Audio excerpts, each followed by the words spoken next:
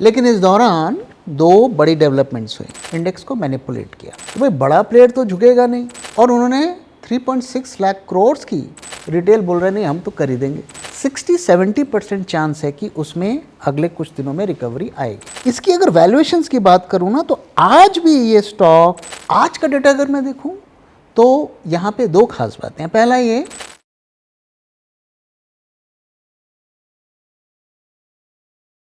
Okay sir, सबसे पहले tariff की बात कर लेते हैं क्योंकि इस वक्त तो ये हॉट टॉपिक है। एंड क्या इसमें नया अपडेट है? क्या डील होगी, नहीं होगी, क्या होगा? देखो, जो कई मीडिया आउटलेट्स ने ये रिपोर्ट किया है कि जो फाइनल ड्राफ्ट है डील का, वो मिनी डील भी हो सकती है, लेकिन वो ड्राफ्ट ट्रंप के टेबल पर जाकर पहुंच चुका है और उनके अप्रूवल का इंतज़ार कर रहा है। तो डील अब तक हो जानी चाहिए थी, अनाउंसमेंट हो जानी चाहिए थी, लेकिन इस दौरान दो बड़ी डेवलपमेंट्स हुई। पहला ये कि जो बाकी कंट्रीज़ हैं उनके ऊपर ट्रंप ने टैरिफ्स के अनाउंसमेंट किए, 40% तक टैरिफ लगा दिया, फिर उसको डेडलाइन को एक्सटेंड भी कर दिया। अब वो 1 अगस्त की बात कर रहे हैं। दूसरा जो डेवलपमेंट हुआ वो जो अभी रिसेंटली ब्रिक्स का जो समिट हुआ, और अकॉर्डिंग टू ट्रंप उन्हें लग रहा था कि ब्रिक्स डेड हो गया है, लेकिन ये तो और भी ज़्यादा स्ट्रॉन्ग इमर्ज होके आया है। और डोनाल्ड ट्रंप ब्रिक्स को एज अ डेंजर साइन देखते हैं, as a anti dollar event देखते हैं। उन्होंने कहा भी है कि ब्रिक्स इज़ एंटी डॉलर। तो अब वो उसमें एक नया एंगल ये आ गया है कि जो भी ब्रिक्स का पार्ट होगा उस पर 10% एक्स्ट्रा टैरिफ लगेगा। अब India is a part of the BRICS, हम one of the founding fathers हैं ब्रिक्स के। तो अब ये नया पेज वहाँ पे घुस गया है।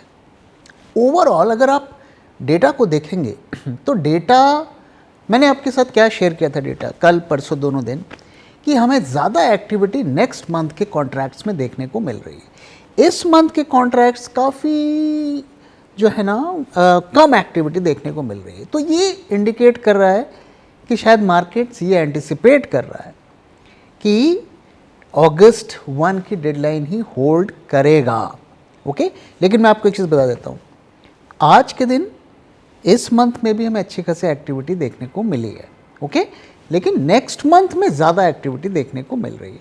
मेरा ये व्यू है, आज या कल अगर 2 दिन के अंदर अनाउंसमेंट नहीं होती है तो फिर हमें इस डेडलाइन को शिफ्ट करके अगस्त 1 के डेडलाइन को ही मानना पड़ेगा। सर, ट्रंप ने अभी नया टैरिफ्स लगाए हैं बांग्लादेश के ऊपर 30% का। तो सर, इससे हमारे टेक्सटाइल सेक्टर पे कुछ मेजर पॉजिटिव इम्पैक्ट आपको दिख रहा है क्या? देखिए, जब भी इस तरीके की खबरें आती हैं कि बांग्लादेश में ये हो गया, उस कंट्री में ये हो गया, उसका फ़ायदा हमें मिल जाएगा, तो ये खबर थोड़ा मार्केट में फैलाई भी जाती है, उसको यूज़ भी किया जाता है। इस तरीके की जो इन्वेस्टिंग एक्टिविटी होती है उसे हम स्पेकुलेशन कहते हैं। हमें देखना चाहिए कि बांग्लादेश पर कितना इम्पैक्ट पड़ेगा और उससे इंडिया को कितना फ़ायदा मिलेगा। अगर हम देखें तो बांग्लादेश के कंपैरिजन में हम यूएस को बहुत कम गारमेंट्स एक्सपोर्ट करते हैं। We stand nowhere. अगर आप वहाँ जाएंगे तो ज़्यादातर आपको जो है ना पाकिस्तान, श्रीलंका, बांग्लादेश, इन कंट्रीज़ के प्रोडक्ट्स मिलेंगे, इवन वियतनाम के गारमेंट्स मिलेंगे। ओके, तो इंडिया बहुत कम गारमेंट्स एक्सपोर्ट करता है। तो वहाँ अगर बांग्लादेश में ज़्यादा टैरिफ लगा दिया तो ऐसा तो नहीं है कि हम इतना प्रोडक्शन करते हैं कि हम पूरे यूएसए को सप्लाई का भरपाई कर देंगे, वैसा तो है ही नहीं। और हमारे प्रोडक्ट्स भी जनरली एक्सपेंसिव है। इनफैक्ट मैंने तो इंडिया में देखा है, कई लीडिंग ब्रांड्स के स्टोर्स में जाके मैंने देखा है। ओके, सो ये सब कुछ ज़्यादा इसको हमें रीड नहीं करना चाहिए। आई थिंक कल के दिन हमें ह्यूज वॉल्यूम देखने को मिला। गोकुलदास हो या सियाराम हो या वर्धान हो, ये जो कपड़ों की जो भी कंपनीज़ हैं, इसमें हमें प्राइस एक्शन देखने को मिला, वो सस्टेन नहीं किया और उसके बाद हमें ड्रॉप भी देखने को मिला। इवन आप आलोक इंडस्ट्रीज़ को भी देखें तो आज सारे वहाँ पे नेगेटिव रहे और वॉल्यूम भी काफ़ी ज़्यादा ह्यूज जनरेट हुआ। बेसिकली इंडिकेट ये कर रहा है कि वहाँ पे स्टॉक डंपिंग हुई है, न्यूज़ का इस्तेमाल करके स्टॉक को डंप किया गया। तो ये सब न्यूज़ बेस्ड हमें देखो खरीदारी और ख़रीदना बेचना नहीं करना चाहिए। हमें एक्चुअली में देखना चाहिए भाई कंपनी क्या कर रही है, कितना रेवेन्यू कमा रही, कितना प्रॉफिट कमा रही, कितना बिजनेस ग्रो करी। ये सब देख के आप करेंगे तो ज़्यादा आप सक्सेसफुल होंगे इन्वेस्टिंग में। अगर आप ये खबर ये हो गया, वहाँ पे इस कंट्री ने ये कर दिया, वहाँ पे इसने टैरिफ लगा दिया, ये सब देख के करेंगे तो फिर वही आप ऑपरेटर के खेल का एक शिकार बनेंगे। सर 2 दिन पहले आपने कहा था कि जेन स्ट्रीट सेबी के ऑर्डर को काउंटर कर सकता है और कुछ ऐसी ही खबरें आई कि उनके ऊपर जो चार्जेस सेबी ने लगाया था वो मानने को रेडी नहीं है। तो सर क्या सब कुछ रफा दफा हो जाएगा? देखो मैंने आपसे कहा था कि इसको प्रूव करना इतना आसान नहीं है, क्योंकि उनका जो मैनिपुलेशन का इंटेंट है वो अब प्रूव करना पड़ेगा, जो भी कोर्ट्स में या एसआईटी में जहाँ पे भी ये केस चलेगा। और उसके लिए आपको ये प्रूव करना पड़ेगा कि देखो यहाँ पर ये चैट्स हैं और ये डॉक्यूमेंट्स हैं कि भाई इनका इंटेंट ये था कि एक मार्केट को मैनिपुलेट करेंगे। तो उन्होंने कहा है कि सेबी का ऑर्डर थोड़ा फंडामेंटली थोड़ा मिस्टेकन है। तो सेबी का चार्ज है कि उन्होंने इंडेक्स को मैनिपुलेट किया। वो कह रहे हैं कि हमने इंडेक्स को आर्बिट्रेज किया। इंडेक्स आर्बिट्रेज क्या होता है? मान लीजिए बैंक निफ्टी में 10 स्टॉक्स हैं, आप एक तरफ बैंक निफ्टी का फ्यूचर खरीदते हैं और दूसरी तरफ आप उसके 4 या 5 स्टॉक्स को अपोजिट साइड में रखते हैं। ये आर्बिट्रेज होता है और ये आजकल की स्ट्रैटेजी नहीं है, बहुत पुरानी है। ओके, तो वो कह रहे हैं कि भाई हमने तो ये किया, और बहुत से ट्रेडर करते हैं, इसमें कोई बड़ी बात नहीं होती है, दोनों तरफ की पोजीशंस बनाई जाती हैं। तो अब क्या है कि जेन स्ट्रीट ने बोला है कि भाई देखो हमसे तो 2024 में सेबी ने अब हमारे ट्रेड्स की डिटेल मांगे थे, हमने तो सब ट्रेड्स उनको डिटेल दे दिए थे, हम तो 2024 से उनसे कोऑपरेट कर रहे हैं, तो अचानक से हम पर क्यों एक्शन लिया गया।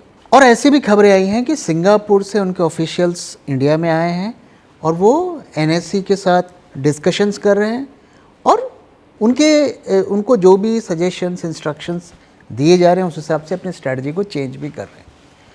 तो ये एक बड़ा केस स्टडी होता है कि क्या उन पर एक्शन लिया जाता है और कितना बड़ा एक्शन लिया जाता है। देखिए हिंदुस्तान में क्या होता है कि जो कमज़ोर होता है, जिसके पास ज़्यादा पैसे नहीं होते हैं, उसको चार्ज लगाकर उस पर केस कर दिया जाता है, बैन कर दिया जाता है। लेकिन जो बड़े खिलाड़ी होते हैं उनको इतने आसानी से उनको नहीं पकड़ा जाता। अब देखो कितने ही आपने केसेस देखे जहाँ पर एक्शन लिया गया, लोगों को बैन कर दिया गया। छोटे मोटे प्लेयर्स थे, लेकिन जब बड़े प्लेयर्स की बात आती है तो भाई बड़ा प्लेयर तो झुकेगा नहीं, वो भी उसी इंटेंसिटी से फाइट करेगा। तो अक्सर उन पर ज़्यादा कुछ नहीं होता है। तो ये केस है, देखते हैं क्या होता है। मैंने तो आपसे पहले ही कहा था कि इसको प्रूव करना बहुत मुश्किल है। मोस्ट लाइकली कहीं ना कहीं सेटलमेंट हो जाएगा, हल्का फुल्का जुर्माना हो जाएगा। जैसा चलता था वैसा ही चलेगा, सालों से चल रहा है, आगे भी चलेगा। जून 2024 को अगर आप निफ्टी में पैसे लगाते तो आज आपके रिटर्न्स बनते सिर्फ 6.5%, और अगर आप बुल ट्रैक 2024 पोर्टफोलियो में पैसे लगाते तो आज आपको दुगने से भी ज्यादा रिटर्न मिलता। और गौर करने वाली बात यह है कि पिछले दिनों जो मार्केट में हमें ब्लड बाथ देखने को मिला, उस ब्लड बाथ में भी हमारे पोर्टफोलियो ने लगातार पॉजिटिव रिटर्न्स दिखाए। और ये कोई तुक्का नहीं है, क्योंकि ऐसे ही शानदार रिटर्न्स हमने अपने 2021 पोर्टफोलियो में भी अपने सब्सक्राइबर्स को दिए थे। 2021 के पोर्टफोलियो में 21 में से 7 स्टॉक्स ने 100% से भी ज्यादा पीक रिटर्न्स दिए और 15 स्टॉक्स ने 50% से भी ज्यादा रिटर्न्स दिए। और कई स्टॉक्स जैसे कि भेल and Cochin shipyards multi bagger साबित हुए। तो आखिर हम ऐसा कैसे कर पाए? Being a SEBI registered RA, I can tell you, सिर्फ फंडामेंटली स्ट्रॉन्ग स्टॉक को सिलेक्ट करने से ही आपका पोर्टफोलियो ग्रीन में रहेगा ऐसा जरूरी नहीं। उसके साथ टेक्निकल, क्वांटिटेटिव और डेटा एनालिसिस भी जरूरी होती है। सबसे जरूरी है कि आप स्टॉक को किस प्राइस पर खरीद रहे हैं, और इसीलिए हर स्टॉक को जो हम बुल ट्रैक पोर्टफोलियो में ऐड करते हैं उसे गुजरना पड़ता है bull track in house research के 10 स्ट्रिंजेंट क्राइटेरिया से, ताकि आपको मिले एक शानदार स्टॉक एक शानदार प्राइस में। तो देर किस बात की, आज ही सब्सक्राइब करिए बुल ट्रैक पोर्टफोलियो को हमारी वेबसाइट bulltrack.in को विजिट करके, या स्क्रीन पे दिए हुए नंबर से हमसे कांटेक्ट करिए। Investment in securities market are subject to market risks. Read all the related documents carefully before investing. Sir आज एक नया डेटा आया है कि प्रमोटर्स ने ज़बरदस्त स्टेक सेल किया है इन टॉप 200 कंपनीज इन इंडिया। अब सर क्या ये सेलिंग का सिलसिला जारी रहेगा, और सर ये किस चीज़ का इशारा है, हम इसे क्या समझें? प्रमोटर सेलिंग के बारे में हमने कई बार देखो बात की है वीडियो में, और ये बेसिकली हमें ये इंडिकेट कर रहा है कि इकॉनमी के फ्रंट पे हो या कंपनीज़ के परफॉर्मेंस के फ्रंट पे हो, कम से कम लीडिंग कंपनीज़ के प्रमोटर्स बहुत ज़्यादा एक्साइटेड नहीं है। अभी देखिए आप कि उन्होंने 6% स्टेक अपना कम किया है कंपनीज़ में, टॉप 200 कंपनीज़ की मैं बात कर रहा हूँ। 2021 में उनका जो 43% स्टेक था वो घट के 37% हो गया, 6% कम किया है। और उन्होंने 3.6 लाख करोड़ की सेलिंग की है। तो उन्होंने सेलिंग की, लेकिन खरीदा कौन? तो जितना भी उन्होंने सेल किया है उसका करीब 3.6%, मतलब उन्होंने करीब 6% बेचा, तो 3.6% किसने माल उठाया? DIIs ने। और देखिए आप FIIs भी उन्हीं कंपनीज़ में उसी इंटरवल में सेल कर रहे हैं, 4.6% उन्होंने भी घटाया। तो FII ने घटाया, प्रमोटर ने घटाया, रिटेल खरीदा, और रिटेल के पैसे से DIIs ने खरीदा। तो ये सब क्या इंडिकेट कर रहा है, और क्यों इतनी प्रमोटर सेलिंग हो रही है? तो देखो पिछले कई 2-3 सालों से हम देख रहे हैं कंपनी इकॉनमी दोनों नीचे जा रही है। ओके, अब देखो Q1 के रिजल्ट्स आ रहे हैं, आपको क्या लगता है कि इस क्वार्टर में क्या रिजल्ट्स होगा? तो हमारे जो रेवेन्यूज़ हैं सिंगल डिजिट से भी कम रहेंगे। ओके, और 5-6% के रफ्तार से रेवेन्यू ग्रो करेगा। कुछ खास हम ग्रो करने वाले हैं नहीं, और बैंकिंग के रेवेन्यू तो ऑलरेडी पॉसिबिलिटी है, स्ट्रॉन्ग पॉसिबिलिटी है कि वो डाउन ही जाएंगे, 0.5% गिरेंगे। तो जब आपको प्रोमोटर को दिख रहा है, भाई प्रोमोटर तो धंधा चला रहा है ना, कंपनी चला रहा है, उसे तो पता है क्या हो रहा है नहीं हो रहा है। तो एक तो इस वजह से वो क्या कर रहा है, नया इन्वेस्टमेंट नहीं कर रहा है।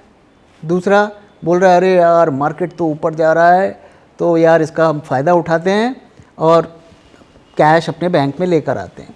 और रिटेल क्या कर रहा है? रिटेल बोल रहा है कि मार्केट हो या आदमी हो ऊपर ही जाता है, तो FII बेच रहा है, प्रोमोटर जिसकी कंपनी है जो कंपनी चला रहा है वो बेच रहा है, रिटेल बोल रहा है नहीं हम तो खरीदेंगे, तो वो खरीद रहा है। तो वही चीज़ हमें देखने को मिल रहा है। और जब तक इकॉनमी में कोई मेजर बदलाव नहीं होगा, टर्न अराउंड नहीं होगा, कंजम्पशन नहीं बढ़ेगा, कार्स की सेल नहीं बढ़ेंगी, और ये सब जो ग्लोबल वॉर्स और टैरिफ का जो झमेला है ये जब तक नहीं दूर होगा, मार्केट में हमें यूनिफॉर्म तेज़ी नहीं देखने को मिलेगी। इसलिए टाइम, इस वक्त जो वक्त है ना, आपको बहुत ज़्यादा स्टॉक स्पेसिफिक रहना पड़ेगा। हर स्टॉक को चुन चुन कर आपको डालना पड़ेगा, जिसके फंडामेंटल्स अच्छे हैं, जिनकी कंसिस्टेंसी रेवेन्यू की अच्छी है, जिनके जो इतने प्रॉब्लम्स के बावजूद भी ग्रो कर रहे हैं, जो कंपनी अगले 3 साल 5 साल तक कैपेक्स का प्लान किया हुआ, एक्सपेंशन का प्लान बनाया हुआ है, उसे फॉलो कर रहा है, उन कंपनीज में पैसा लगाना है। उन कंपनीज में हमें नहीं पैसा लगाना है कि जी वो अपने प्रोमोटर अपना स्टेक बेचकर कैश घर पे लेके आ रहे हैं। तो ये वक्त उतना एडवेंचर का नहीं है, बहुत केयरफुली और कॉशियसली हमें आगे बढ़ना है। आगे बढ़ते हैं सर। रोशम जी पूछ रहे हैं कि सर हाईटेक पाइप्स ग्रीव स्कॉट में ट्रैप हूँ, क्या करूँ? इसका तो डिटेल्स देखना पड़ेगा। तो अगर इसमें से एक स्टॉक को हम पिक कर लेते हैं, हम हाईटेक पाइप्स की ज़रा डिटेल्स देखते हैं। तो हाईटेक पाइप्स जो हमें ये दिख रहा है, एक साल में 37% डाउन है। देखो मैं यही चीज़ आप लोगों को बार बार बताने की कोशिश करता हूँ कि बिना प्रॉपर रिसर्च के स्टॉक उठाएंगे हाई वैल्यूएशंस पे, और ये सोच के कि मार्केट तो अब यहाँ से ऊपर ही जाएगा, तो इसी तरीके की चीज़ें होंगी। अब आप देखो अगर आपने 1,00,000 रुपए इसमें लगाए होते तो आपके 35,000 रुपये तो आपके जा चुके होते, ठीक है। तो अब इस स्टॉक की अगर हम बात करें, पहली चीज़ कि ये तो पाइप बनाने की कंपनी है, तो आपने जब ये स्टॉक खरीदा तो आपने क्या सोच के खरीदा? एक पाइप बनाने वाली कंपनी में कितना ग्रोथ हो जाएगा? तो पहले तो इसके ग्रोथ पर एक बहुत बड़ा क्वेश्चन मार्क है, ओके। दूसरी चीज़, अगर मैं इसके बाकी डिटेल्स को देखूं तो प्रॉफिट वगैरह तो देखो ये ठीक बना रही है, लेकिन आप नोट करो कि ये अपने, इनके जो प्रमोटर हैं ये अपने होल्डिंग को घटा रहे हैं लगातार। अभी हमने बात की कि इतनी तेज़ी का इस्तेमाल करके प्रमोटर्स जो हैं वो अपने स्टेक को सेल करें, तो इन्होंने भी वही किया कि भाई कंपनी का जो ओनर है उसे ही बिज़नेस पे कॉन्फिडेंस नहीं है, वो कंपनी के शेयर अपने स्टेक को घटा रहा है। तो ओवरऑल कंपनी में अगर मैं देखूं, एक और प्रॉब्लम क्या है, अगर आप इनके ईपीएस को देखेंगे वहाँ कंसिस्टेंसी नहीं है। कोई भी अच्छी कंपनी की एक निशानी क्या होती है कि उनकी अर्निंग्स में कंसिस्टेंसी दिखनी चाहिए। अगर बहुत ज़्यादा उतार चढ़ाव हो रहा है तो फिर वो उस पर उतना कॉन्फिडेंस नहीं हो जाता है। अब बाकी प्रॉफिट कंपनी कमा रही है, सेल्स में भी ग्रोथ हो रहा है, तो मोटा मोटा इस कंपनी की अगर बात करूँ, इसमें क्या है कि आप अगर पोजीशन बनाते हैं तो ग्रोथ तो इसमें बहुत ज़्यादा है नहीं, पहली चीज़। दूसरी चीज़, आप फंसे हुए हैं, मतलब आपने बहुत ज़्यादा प्राइस पर इसको लिया है। इसकी अगर वैल्यूएशंस की बात करूँ ना, तो आज भी ये स्टॉक जो है ना ये महंगा है, ओके। मैं देख पा रहा हूँ कि इसकी जो वैल्यूएशंस, अगर मुझे ख़रीदना हो, वैसे तो मैं ख़रीदूँगा नहीं ये स्टॉक को कभी, लेकिन अगर मुझे ख़रीदना हो तो मैं इसको कितने प्राइस पे ख़रीदूँगा? मोस्ट लाइकली मैं इसे 65 से नीचे ख़रीदूँगा। 65 जो है वो मेरा प्राइस है, और 65 का प्राइस तो करीब ये 2022 के एंड के आसपास आया भी था। उसके बाद से हमें देखो रैली देखने को मिली। इस तरीके के स्टॉक्स अक्सर ऑपरेटर्स के निशाने पर होते हैं, तरह तरह की खबरें फैलाई जाती हैं, लोगों को फंसाया जाता है, और जब लोग वो खरीदते हैं तो प्रमोटर उस स्टॉक को डंप करते हैं। ऐसा ही केस मुझे इसमें होता हुआ, इसकी पॉसिबिलिटी दिख रही है, मैं कंफर्म तो नहीं हूँ। तो इसलिए यहाँ पर काफ़ी रिटेल वाले इसमें फंसे होंगे, मुझे देख के लग रहा है।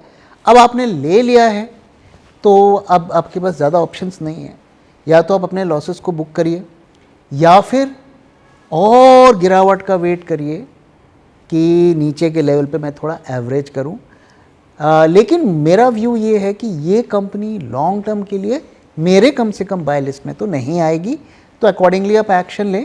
आई एम सॉरी टू नो कि आपको इतना लॉस हो रहा है, लेकिन हमें अपनी गलतियों से सीखना चाहिए और प्रॉपरली स्टॉक्स को स्टडी करके ही खरीदना चाहिए। सर, जो आप इन्वेस्ट फॉर अल्फ़ा वर्कशॉप लेने वाले हैं, उसमें बहुत सारे लोगों का ये सवाल है कि अगर वो इस इवेंट को ज्वाइन करते हैं, ऐसा तो नहीं कि वो समझ नहीं पाएंगे और चीज़ें बहुत ज़्यादा कॉम्प्लिकेटेड हो जाएंगी? तो ये सवालें आ रही हैं सर बहुत ज़्यादा, तो इसके बारे में आपका क्या कहना है? देखिए, मैं एक चीज़ क्लियर कर देना चाहता हूँ कि ये जो हमारा 2 दिन का वर्कशॉप है, ये कोई MBA का प्रोग्राम नहीं है कि वहाँ पर हम भारी भरकम फार्मूला और मैथ्स में कैलकुलस यूज़ करेंगे और ये सब करेंगे। वी अंडरस्टैंड दिस फैक्ट कि जो भी मार्केट में काम करते हैं हर कोई उस लेवल के नहीं होते हैं, और इन्वेस्टिंग हो या ट्रेडिंग हो, कोई ज़रूरी नहीं है कि आपको भारी भरकम कॉम्प्लेक्स फार्मूला ही यूज़ करना है, ओके। आप अगर बड़े बड़े कई ट्रेडर्स को देखेंगे, इन्वेस्टर्स को देखेंगे, तो वो बहुत सिंपल बातें करते हैं, सिंपल चीज़ों के बेसिस पर पोजीशंस बनाते हैं। इन्वेस्टिंग को कहा भी जाता है कि investing is all about common sense. तो सब कुछ फार्मूला ही नहीं होता है, कॉमन सेंस भी बहुत होती चीज़ें होती हैं। हाँ, थोड़ा बहुत फार्मूला हमें ध्यान में रखना है, कुछ पैरामीटर्स को हमें समझना है, और वो इतने कॉम्प्लिकेटेड नहीं है कि उसके लिए आपको MBA फाइनेंस करके ही समझना पड़ेगा। तो हमारी कोशिश ये रहेगी कि हम लेमैन्स के टर्म्स में आपको समझा सकें और प्रैक्टिकल चीज़ें बताएं। वहाँ पर हम आपको कोई बड़े बड़े मोटे मोटे फार्मूला नहीं बताएंगे, कि जो आप कैलकुलेशन भी ना कर पाएँ। ओके, और जो भी चीज़ें हम आपको बताएंगे वो आपको कैलकुलेशन करनी नहीं है, आपको रेडी मेड कैलकुलेटेड मिलेंगी। हाँ, थोड़े बहुत बेसिक अर्थमेटिक के कैलकुलेशन शायद आपको करने पड़े, वो होपफुली सभी लोग कर सकते हैं। और देखिए साथ में वहाँ पे आपको हम जो रिकॉर्डिंग्स होंगी हमारी सेशन की वो अवेलेबल रहेंगे आपके लिए, तो आप बाद में उसे व्यू भी कर पाएंगे। और साथ में हमारी कोशिश रहेगी कि हम इसे प्रैक्टिकल मैनर में करें, केस स्टडीज़ डिस्कस करें, आपको कुछ असाइनमेंट्स दें कि भाई ये 5 स्टॉक्स में से अगर आपको इन्वेस्ट करना हो तो आप किस बेसिस पर करेंगे, तो वो कैसे आप स्टडी करेंगे। तो एक प्रैक्टिकल तरीके से हम समझाने की कोशिश करेंगे। कोशिश हमारी यही रहेगी कि ज़्यादा से ज़्यादा इंटरैक्टिव रहे, और सेशन के बाद भी अगर आपको हमसे सपोर्ट चाहिए तो वो अवेलेबल रहे। और हम कोशिश करेंगे कि हम कुछ असाइनमेंट्स वगैरह भी आपके साथ आपको दें ताकि आप उसे प्रैक्टिस करते करते सीखें। And sir last but not the least, इस टाइम में मार्केट आपको कैसा लग रहा है? यार देखो, इस वक्त लेवल्स की बात करना बेवकूफ़ी होगा। एवरीथिंग इज न्यूज़ ड्रिवन, और डेटा भी जो है ना बहुत ज़्यादा फ्लिप फ्लॉप कर रहा है। मैंने आपको दिखाया कि पिछले 3 दिनों से आखिरी घंटे में हमें रैली देखने को मिल रही है। कहीं ना कहीं वो एक शॉर्ट कवरिंग ड्रिवन रैली थी, और कुछ लॉन्ग्स भी क्रिएट होते हुए कल हमें दिखे। इसका रीज़न ये हो सकता है कि भाई कम से कम नियर टर्म में या तो डील हो जाएगी या एक्सटेंड हो जाएगी, इस एंटिसिपेशन में शॉर्ट कवरिंग हो रही है, कुछ बाइंग हो रही है। कल का डेटा इनफैक्ट काफ़ी हमें बुलिश भी दिख रहा था। आज भी हम देखें तो मार्केट ग्रीन में गए, और आखिरी घंटे में आज भी हमें रैली देखने को मिली। हालांकि आखिरी 5 मिनट में हमें फॉल भी थोड़ा देखने को मिला। मार्केट्स नेगेटिव में क्लोज पे ज़्यादा नहीं हुए। आज का डेटा अगर मैं देखूं तो यहाँ पे 2 खास बातें हैं। पहला ये कि थोड़ा हमें डेटा नेगेटिव ही दिखा है। कल जो पुट कॉल रेशियो में गेन था, आज वो वापस लूज़ कर दिया है। तो मैं जो कह रहा हूँ बहुत ज़्यादा फ्लिप फ्लॉप हो रहा है। दूसरी चीज़ मैंने आपके साथ शेयर किया कि जो अगस्त मंथ का कॉन्ट्रैक्ट है वहाँ पे ज़्यादा एक्टिविटी हो रही है। अगर हम पिछले 5 दिनों में देखें तो हम यहाँ पे करीब 5000 कॉन्ट्रैक्ट्स ऐड किए हैं। अगर हम नेक्स्ट मंथ में देखें तो हम करीब 5 गुना ज़्यादा हमने कॉन्ट्रैक्ट्स ऐड किए हैं। यानी कि ट्रेडर्स को ये लग रहा है यार ये महीना तो ऐसे ही जाने वाला है, क्योंकि अब अगस्त 1 के डेडलाइन की बात हो रही है, तो इस हफ्ते तो कुछ ज़्यादा कुछ होगा नहीं, मार्केट इसी तरीके से मूव करेगा, नेक्स्ट मंथ में ही ज़्यादा एक्टिविटी होगी। तो इस वक्त ट्रेडिंग का केस देखो ज़्यादा बनता नहीं है, थोड़ा ऊपर थोड़ा नीचे इसी तरीके से ये चलने वाला है, क्योंकि टैरिफ को लेकर इतना ज़्यादा कन्फ्यूजन बनाया हुआ है कि क्या होगा नहीं होगा ये किसी को पता नहीं चल पा रहा है, और लोग अपनी चाल मार्केट में नहीं चल पा रहे हैं।